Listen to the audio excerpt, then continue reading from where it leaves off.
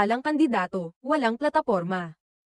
Naglabas ng paglilinaw ang aktor na si Jake Ejercito matapos mapagkamalan ng isang netizen na isa siya sa mga tatakbo sa nalalapit na 2025 midterm elections.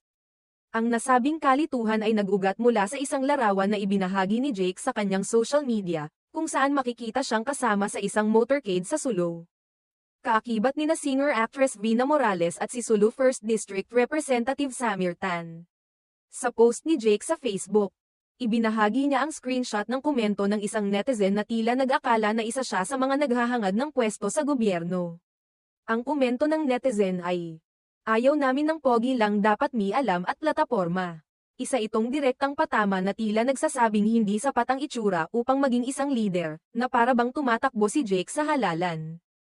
Hindi naman ito pinalampas ng aktor at nagbigay siya ng makahulugang sagot. Sa kanyang caption, nilinaw niya na wala siyang